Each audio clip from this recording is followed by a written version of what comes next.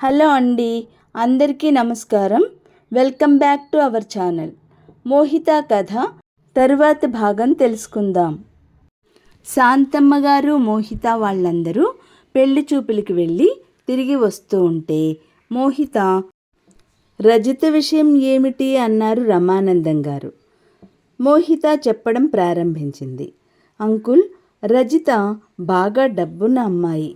తల్లి తండ్రి పోతే తాతగారు పెంచారు. ఆయనకి రజిత అంటే ఎంత ప్రాణం అంటే రజిత గురించి ఎప్పుడూ ఆందోళనే. రజిత పెళ్లి చేయాలని ఎంతమందినో చూశారు. రజితను వాళ్ళు చంపేస్తారేమోనని భయం. ఎవరెంత చెప్పినా ఆయనకి నమ్మకం, ధైర్యం లేవు. దీని మూలంగా రజిత జీవితం కుంటి మనిషిలా తయారైంది.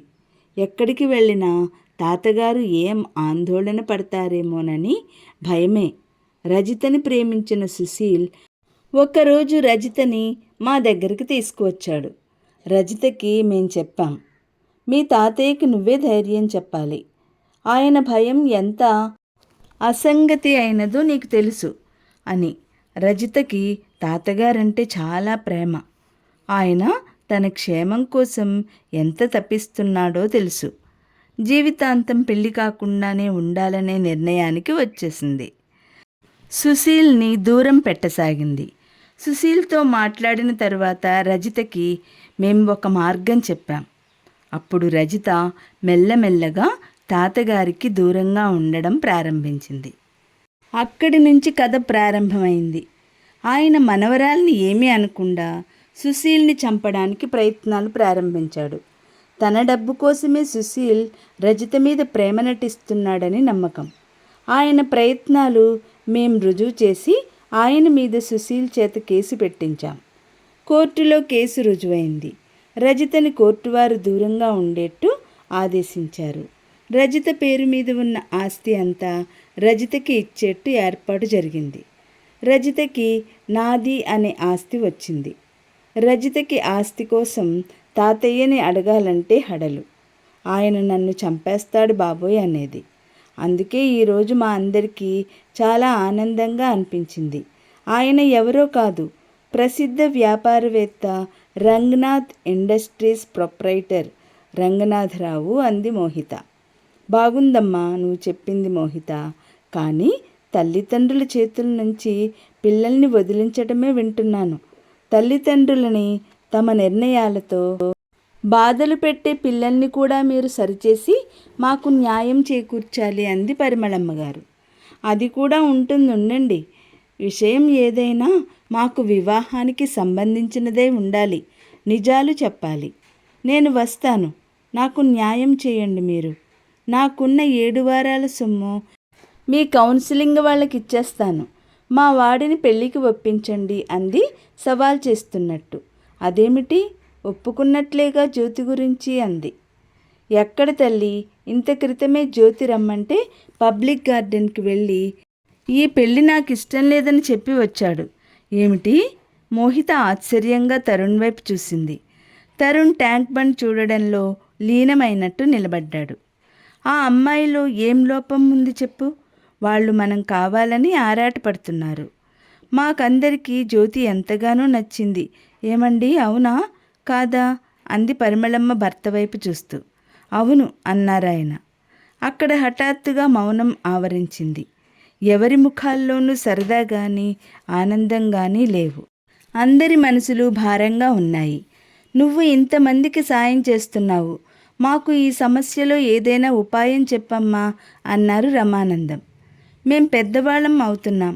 మా వాడి క్లాస్మేట్స్ అందరూ పెళ్ళిళ్ళయ్యి పిల్లా జల్లాతో కళకళలాడుతున్నారు. వీడేమో పెళ్ళే పడనీయడం లేదు. పోనీ మేం చూసిన పిల్ల అనే అనడం లేదు. తనకి నచ్చిన ఎవరైనా సరే, కులం గోత్రం ఏమిటని కూడా నేను అడగను. వాడి పెళ్ళి అయితే చాలు అన్నారు రమానందం గారు. మోహిత తరుణ్ వైపు చూసింది. తరుణ్ ముఖంలో చిరాకుని బలవంతంగా ఆపుకుంటున్నట్టు తెలుస్తూనే ఉంది. కొన్నాళ్ళు చదువు పూర్తి అవ్వాలని అన్నాడు. తర్వాత వ్యాపారంలో సెటిల్ అవ్వాలని అన్నాడు. ఇప్పుడు అడిగితే నాకు ఇష్టం లేదు అంటున్నాడు. మా గురించి కూడా ఆలోచించడం లేదు. పరిమళమ్మ గారు ముక్కు చీదుతూ అంది. ఈ సంబంధం వద్దంటే నేను అసలు ఇంటికి రాను, ఈ ఊళ్ళోనే ఉండిపోతాను అంది. తరుణ్ అప్పటికే ఆ సంభాషణ నచ్చనట్టుగా అక్కడి నుంచి దూరంగా వెళ్ళిపోయాడు. హుష్, ఊరుకో, వాడిని చిరాకు పెట్టకు. ఇదిగో తరుణ్, ఇలా రా నాన్న, తండ్రి కేక పెట్టాడు. నేను కారు దగ్గర ఉంటాను, మీరు రండి డాడీ, వెనక్కి తిరగకుండానే అనేసి తరుణ్ చకచకా మెట్లు దిగి వెళ్ళిపోయాడు.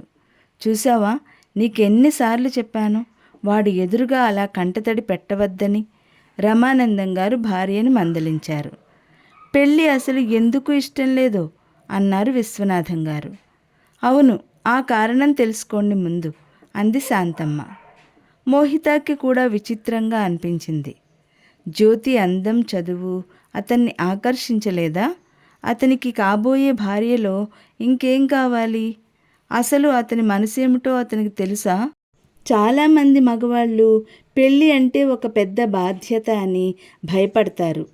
మరికొంతమంది తమ స్వతంత్రం ఏదో త్యాగం చేయాల్సి వస్తుందని అనుకుంటారు. తరుణ్ ఏ కోవకి చెందుతాడో మరి. అయినా అది వారి స్వవిషయం, వారు ముగ్గురే నిర్ణయం తీసుకోవాలి. అసలు ఇలా నలుగురిలో ఈ విషయం ఎత్తి కొడుకును నిలదీయడం పరిమళమ్మ గారు చేస్తున్నది కూడా తప్పే అనుకుంది మోహిత. పదండి వెళదాం అన్నారు విశ్వనాథం గారు లేస్తూ. అందరూ లేచారు. రాత్రి అయింది. భోజనాల టేబుల్ దగ్గర అందరూ కూర్చున్నారు. పరిమళమ్మ గారు భోజనానికి రాలేదు. గదిలో పడుకుని లైట్ తీసేసింది. ఇంటికి రాగానే ఆవిడ ఎవరితోనూ మాట్లాడలేదు. తలనొప్పిగా ఉంది అంటూ వెళ్ళి పడుకుంది. శాంతమ్మ వెళ్ళి భోజనానికి పిలిచింది. ఆవిడ ఏడుస్తూ అంది, ఎందుకు వదినా ఇంకా నాకు తిండి? బ్రతికి బాధలు చూడడమేగా. ఏనాడు ఏ పాపం చేశానో ఒక ముచ్చట లేదు, అసలే ఆడపిల్ల లేదు అనే బాధ.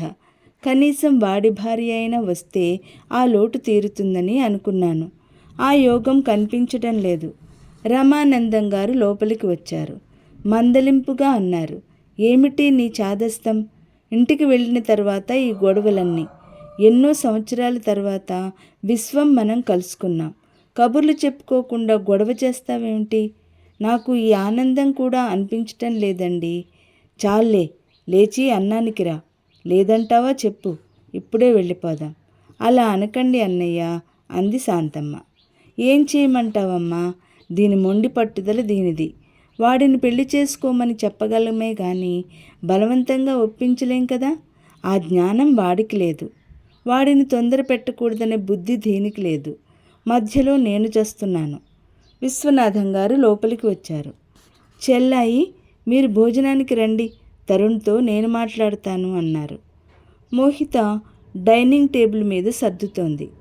తరుణ్ ఈ గొడవ అంతా తనకి పట్టనట్టుగా ఈవినింగ్ పేపర్ చూస్తున్నాడు. మీరు వెళ్ళి మీ అమ్మగారిని పిలవండి అంది మోహిత. అతను తల అడ్డంగా తిప్పాడు. ఇలాంటి గొడవలు నాకు నచ్చవని అమ్మకి తెలుసు. ఆవిడకి ఈ సంబంధం కుదరలేదని బాధ అన్నాడు. తెలిసి ఎందుకు బాధ పెట్టడం? నాకు ఇక్కడికి వచ్చే వరకు చెప్పలేదు. చాలా సంవత్సరాల తర్వాత విశ్వం మామయ్య గారి అడ్రస్ తెలిసింది. వెళ్ళి చూద్దామంటే తీసుకొచ్చాను. అతని ముఖంలో బాధ, అవమానం అవి దిగమింగుతున్న ఓర్మి స్పష్టంగా కనిపిస్తున్నాయి. ఇంతలో పరిమళమ్మ గారిని తీసుకుని శాంతమ్మ వచ్చింది. అందరూ భోజనానికి కూర్చున్నారు. తరుణ్ ఏం మాట్లాడలేదు. రమానందం గారు, విశ్వనాథం గారు రాజకీయ ధోరణుల గురించి చర్చ ప్రారంభించారు. ఇంతలో ఫోన్ మోగింది. మోహిత వెళ్ళి తీసింది. 1 నిమిషం అని రమానందం గారితో అంకుల్ మీకే అంది. ఆయన లేచి వచ్చారు. ఫోన్ ఎవరు చేశారో ఏమిటో రేపటి వీడియోలో తెలుసుకుందాం. ఈ వీడియో లైక్ చేయండి, షేర్ చేయండి. మొదటిసారిగా చూసిన వాళ్ళు సబ్స్క్రైబ్ చేసుకోండి.